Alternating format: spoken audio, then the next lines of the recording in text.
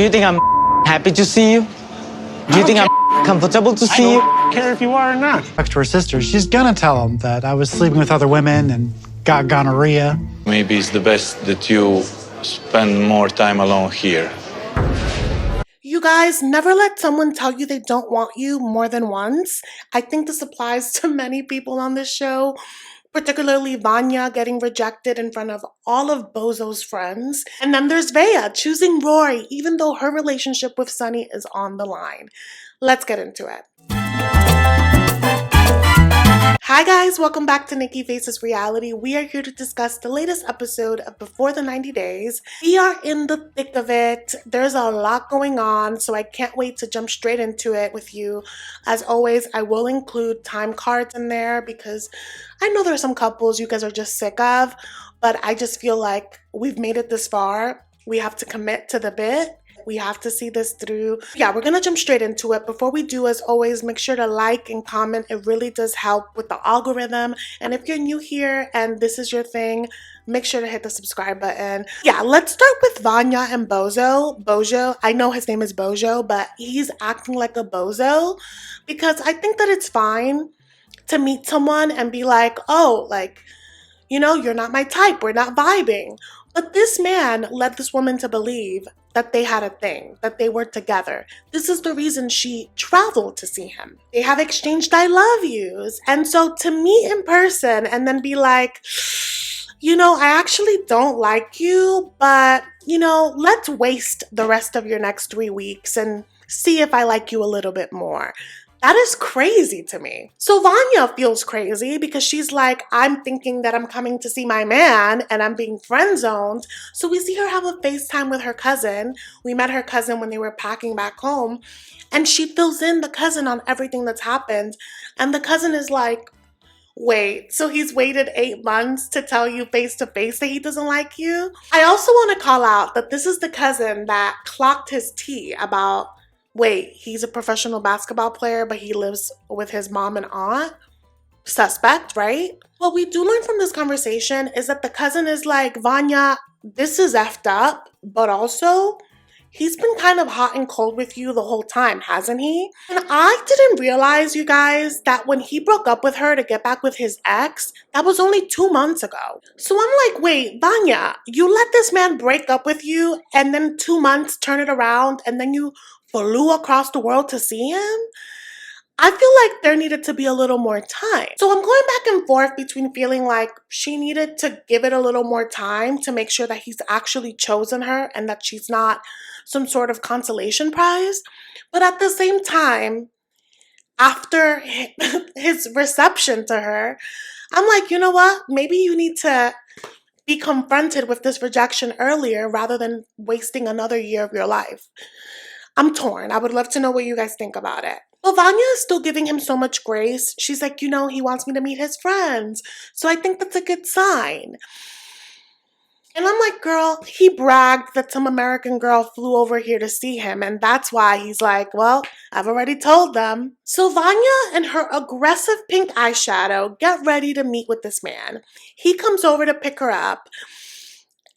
Basically like, yeah, you know, I'm sorry about, you know, the other day when I told you that I don't have feelings for you. Like, I wish that I did. Like, it's that energy. His delivery is just so weird. Like, we should feel bad for him that he doesn't have feelings. What is she supposed to do with that?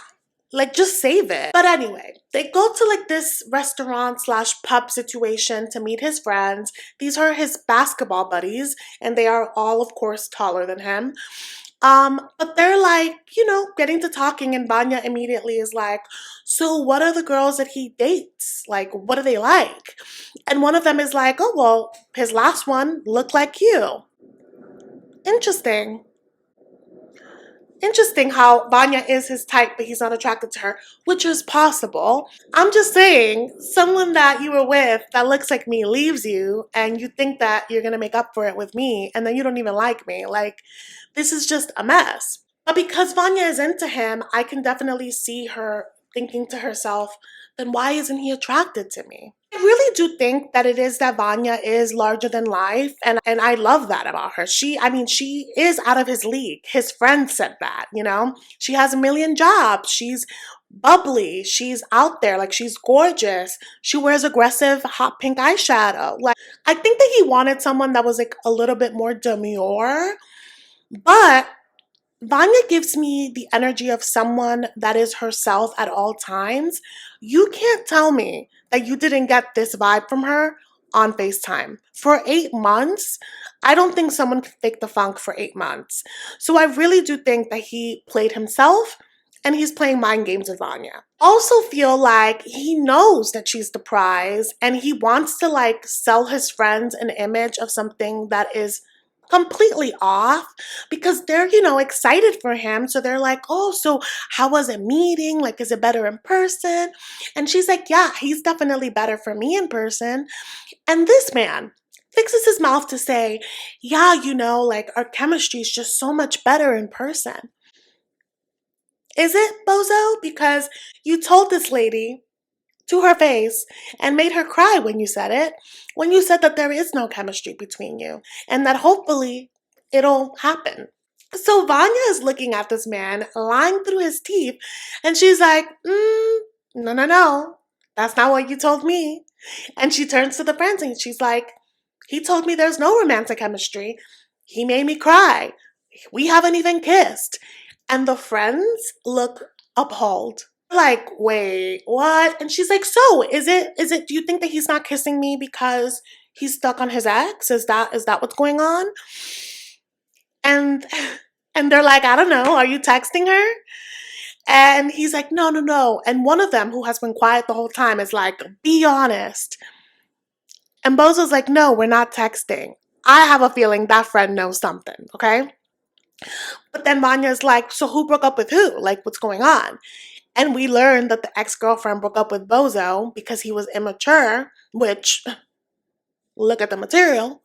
But yeah, so he's definitely hung up on this ex. I think that him mentioning it when he was first introduced was a red flag for me because she's clearly still fresh on the brain. She's living there rent-free.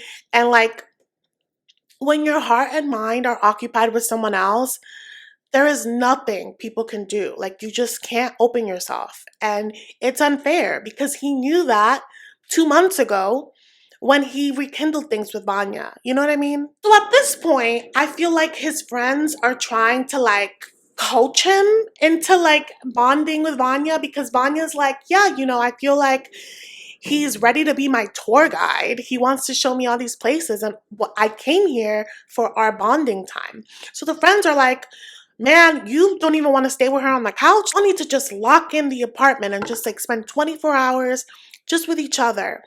And I will say, it is like everyone ganging up on him, but I mean, this is your crew and this is the girl that's crazy about you.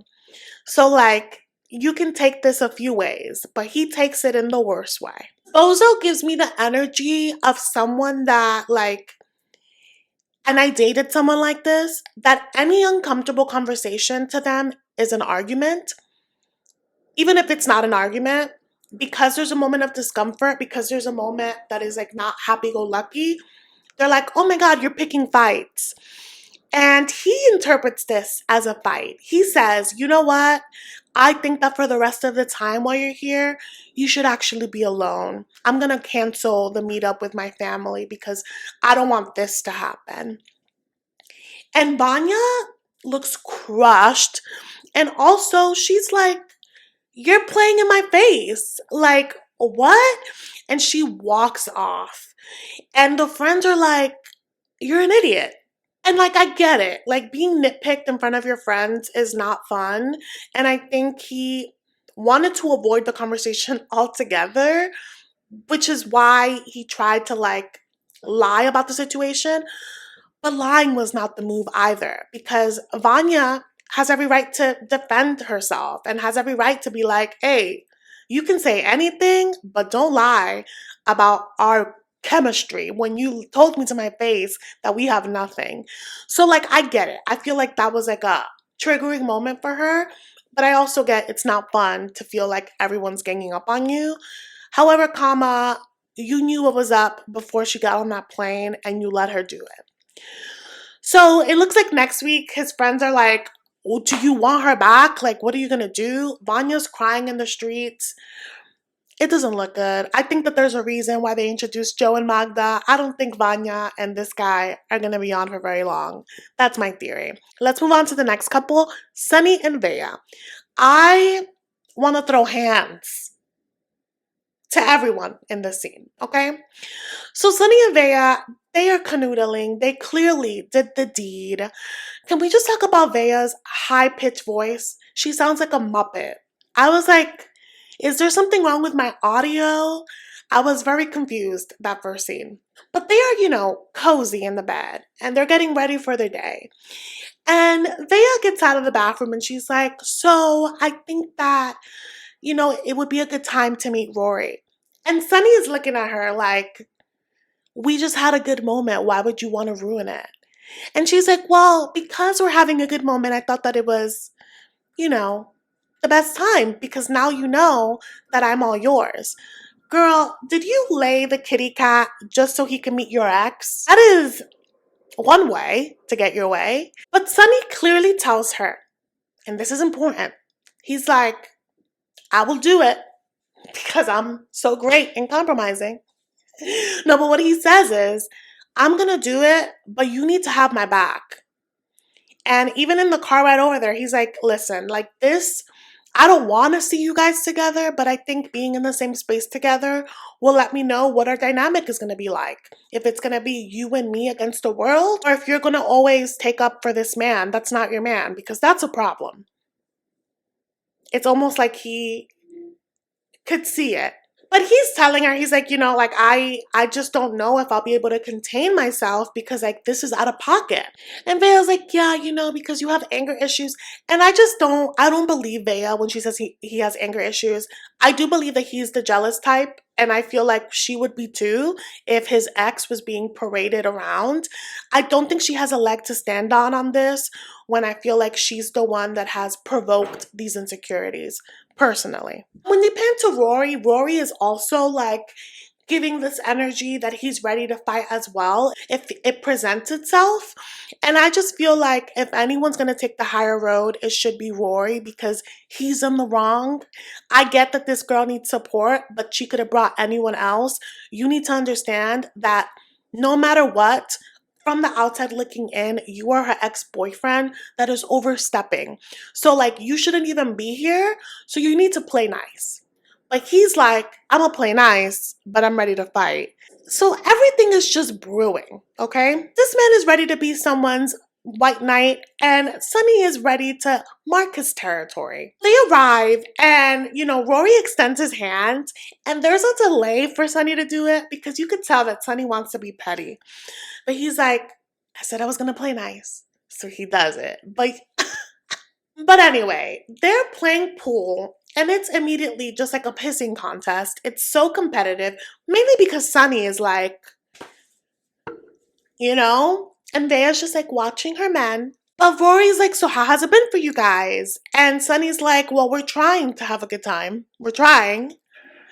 But I was shocked when Rory actually apologized for his part in their fight. He's like, I know that me coming here caused some issues. And Sunny's like, yeah, it did. Why did you come here? And Rory's like, she needed support and I don't think that she would have flown here without me.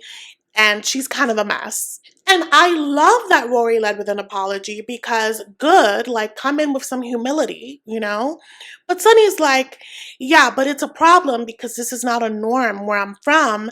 And I just need to know that you're going to give us our space and leave when you need to. Rory's like, yeah, I'll leave if she's okay with it. And Sunny turns to Veah and he's like, Veah, you heard him. What are you going to do? And Vea's like, well, I'm not ready for Rory to leave.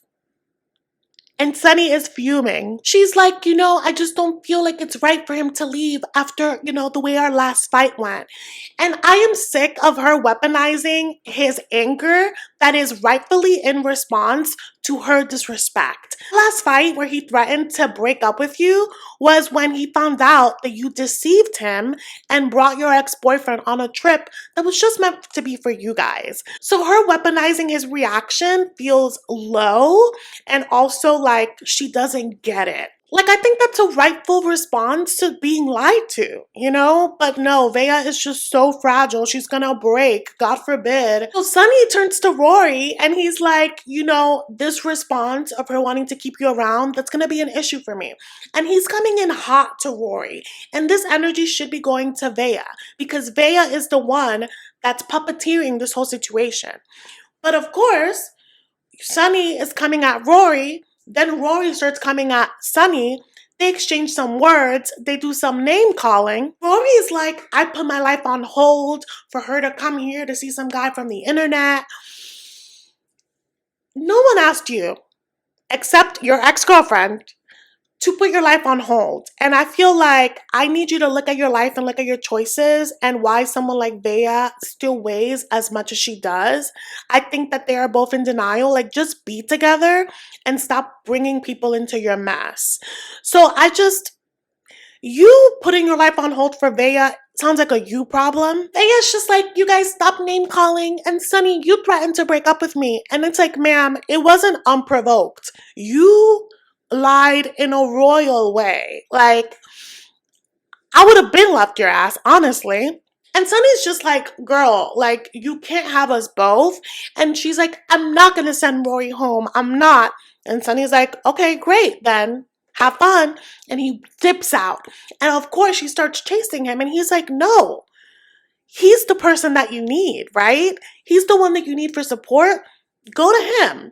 And she just keeps chasing him. And this is just like so tired. And I get that there are people that are friends with their exes. And like, there are people that meet those people and like figure it out and are fine. But going about it the way that Veah did, she didn't set them up for success. So if Sunny doesn't want to deal with it, that is his prerogative. And if she wants to keep her emotionally dependent relationship with Rory, that is also her prerogative. But you don't force people into things that they don't want to do. I think that Veah, if she can't let go of Rory, she needs to stop chasing Sunny. I think that in her ideal world, they would get along and they'd live happily ever after. And all three of them would walk into the sunset. And that's just not going to happen. Let's move on to Joe and Magda. So this man is a hot mess. So the last time that we saw their scene, Joe wasn't opening the door for the producers. They were like banging his door, calling him up, and they're still doing that when we pick up in this episode.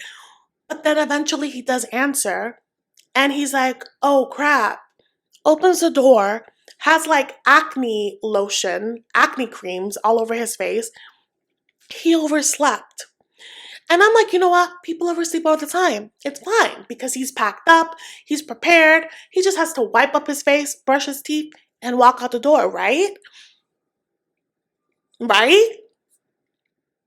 No. This man hadn't even packed. He's here grabbing things from the hanger and throwing it with the hanger in the luggage.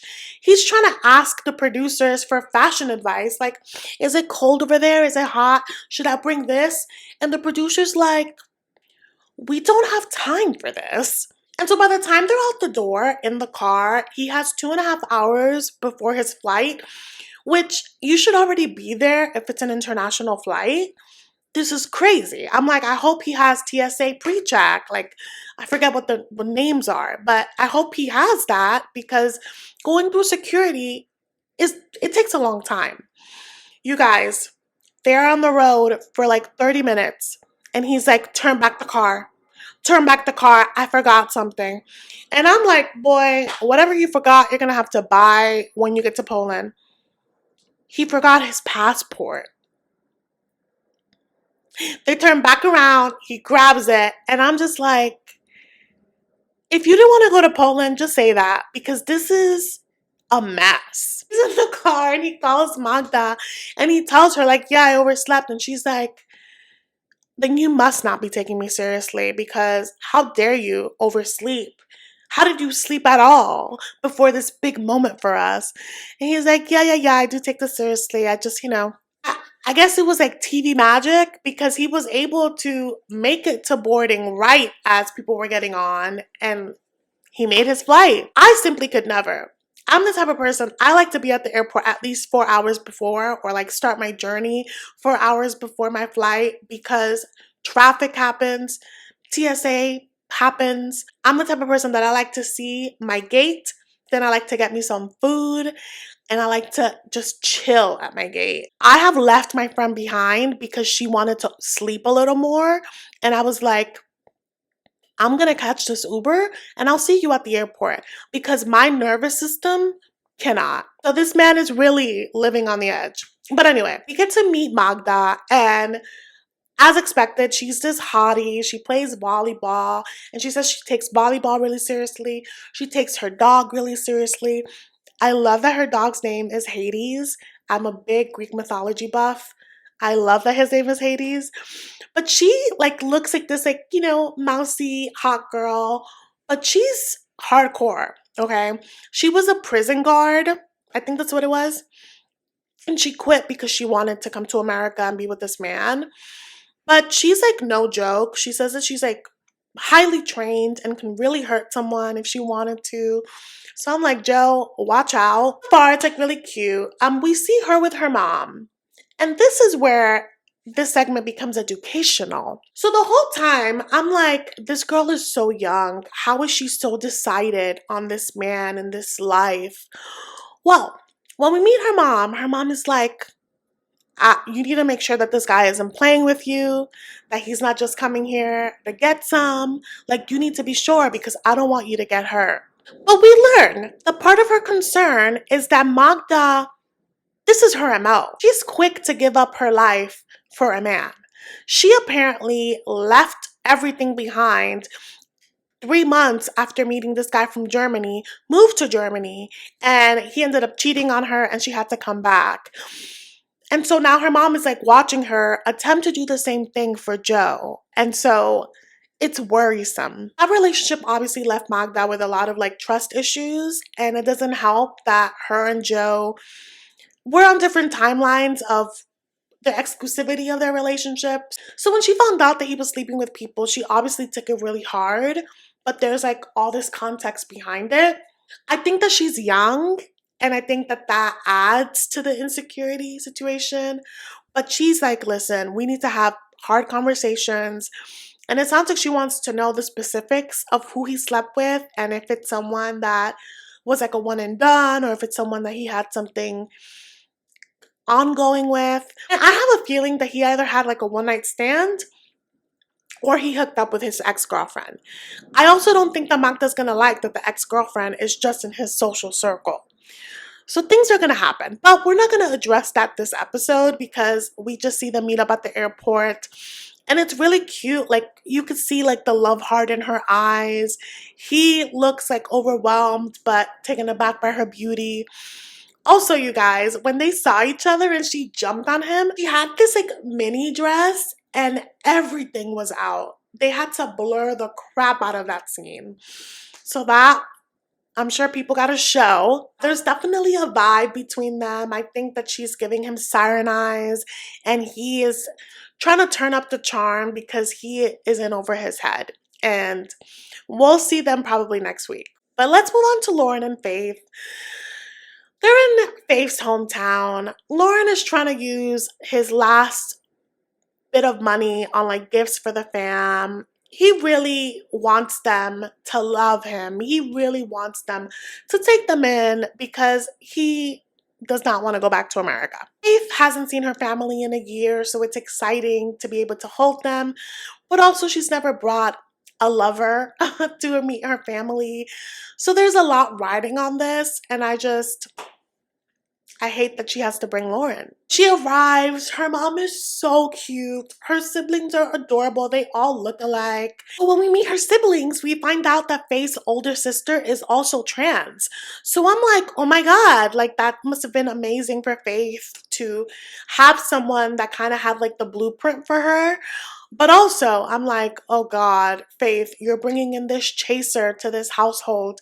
He must be like, oh my God, options. Like, he's that crusty, you know? Overall, the fam is shooketh that she's bringing a boyfriend, but also an American. So they're all eating together and they're kind of laughing at the way that he's eating the food. But they're, you know, like, how did you meet? And Faith is like, oh, you know, on an app. And they're like, oh, do you care about him? Does he care about you? And he's like, yeah, I love her very much. And he's speaking in this like accent, which is very offensive. I think that he's trying to sound like he's a native that's speaking English, and it's like really weird and cringe. But ultimately they're like, so like, you know, are you guys together? And Faith is like, we're friends. And they're trying to pry, like, are you guys gonna be more than friends? Like, what's your future? And Faith is trying to keep it cute and be like, we're just friends, because she doesn't want to spill the tea. And she says it. She's like, they have no idea like what's going on. So I don't think that they'd be so excited. There was a moment where, you know, the mom is like, so you love her? And he's like, yeah, very much. And she's like, do you know that she's not a girl? You know, like she wasn't born a girl? And he's like, yes, I know, like that's my preference. And you could see all of their faces like, interesting that specifically is your preference. He's really like working it up, saying that she's his everything. And the sisters are like, oh my God, like Faith, lock that in, like make sure. And Faith is just like, it's so early. And so finally, though, we do get the scene of Faith talking to her sisters, because they're like, babe, why do you keep saying that you guys are friends? Like, I thought that this whole year, this was your person. And Faith is like, well, you know, I thought so too, but I'm embarrassed. And they're like, we're not judgmental. Tell us. He has the disease of the whores. And I want to know why it was translated like that, because when I tell you that I was laughing for like 5 minutes, because I mean, I guess it just felt like a very dramatic translation.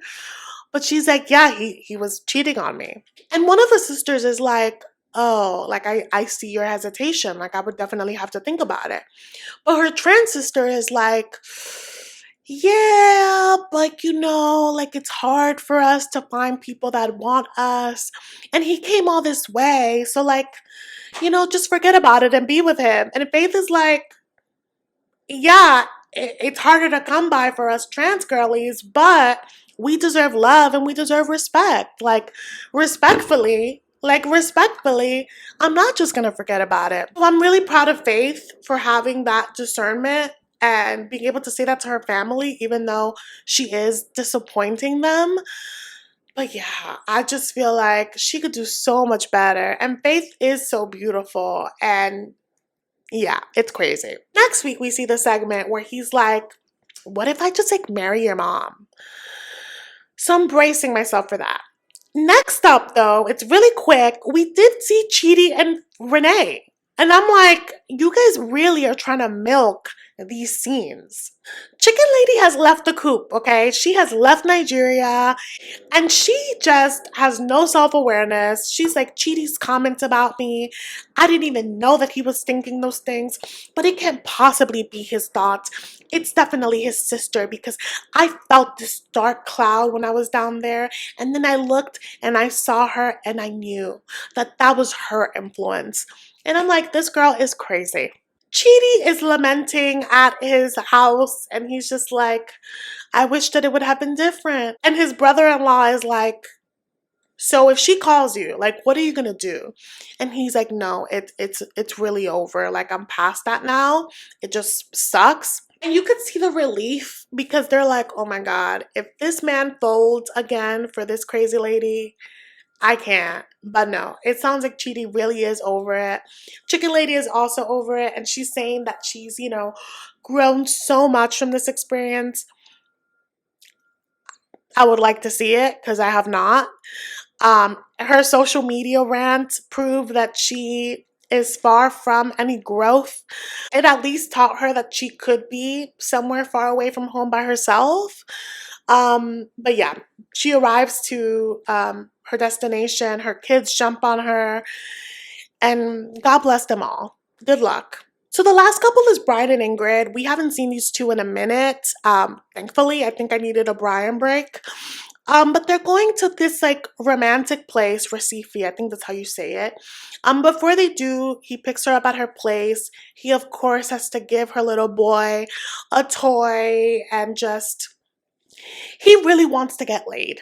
Okay, so he's trying to pull all the stops that he's this amazing person, and it just feels so inauthentic. But there's a lot riding on this trip for him and for her, because she's like, things have been really bad.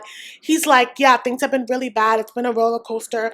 We still are not sleeping together. Like, I have a little bit of time. He apparently is leaving back to America after this Recife trip. So he really like needs the magic to happen.